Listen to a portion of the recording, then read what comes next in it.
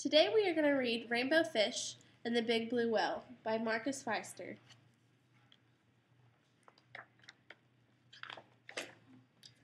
A long way out in the deep blue sea, Rainbow Fish and his friends swam happily through the reef. Each of them had a glittery silver scale except for one little striped fish, but he belonged to the group anyway.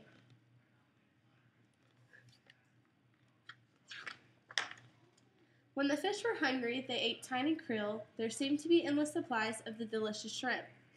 Rainbow Fish only needed to glide gently through the water with his mouth open to catch as many as he wanted. It was a wonderful life.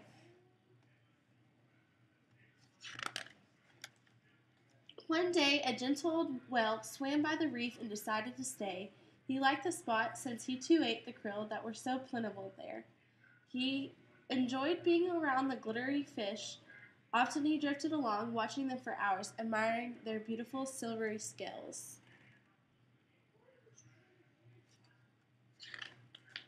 Before long, the fish with the jagged fins noticed the whale watching them.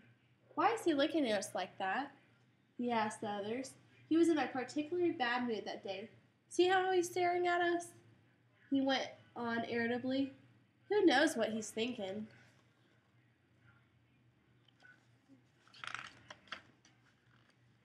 After that, all the fish grew more and more suspicious of the whale. "Look at that giant mouth," said one. "Soon the krill will all be gone." Rainbow Fish began to worry. Until now, the fish had always been able to eat their fill. What if the whale did eat up all the krill? And why did he keep staring at them? Was he planning to eat them too?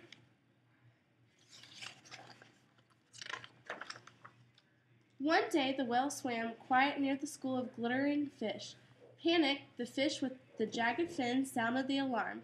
"Look out," he called. "The wicked whale is after us." When the whale heard that, he was hurt at first, but soon he grew very angry. "I'll show them," he thought. "I'll teach them a lesson." So the great blue whale shot into the middle of the school and lashed out with his gigantic tail, sweeping the sparkling fish in all directions. The terrified fish fled, racing towards a crack in the reef for safety. But the whale didn't leave them alone. He followed Rainbow Fish and his friends all the way back to their cave. The blue whale swam back and forth, casting sinister glances at the little fish. They were trapped. "I told you that whale was dangerous," whispered the fish with the jagged fins. "We have to watch out for him." After a while, the whale calmed down. He made one last pass, then disappeared behind the reef. Nervous but driven by hunger, the fish cautiously left their cave and swam off in search of food. But the battle with the whale had left its mark. All the krill had been driven off. "This is silly," declared Rainbow Fish. "Before we played happily in the sea, now we hide in terror in our cave. Before there was always enough food for everyone, now we have nothing. We must make peace with the whale."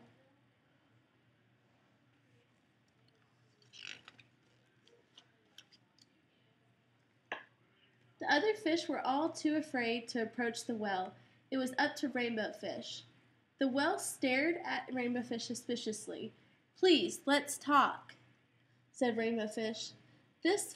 This fight was all a big mistake. It drove off the krill, and now we're all hungry."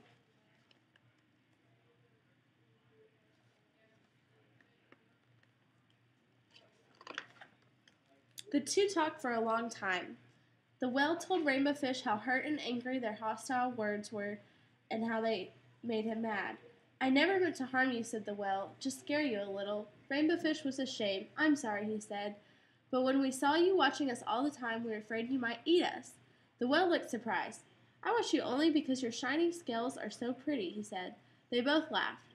"Come now," said the whale, "let's find new hunting grounds."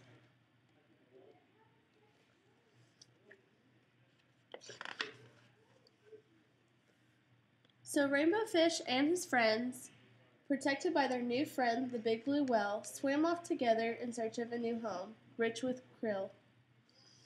And before long, none of them could remember what the terrible flight had been about.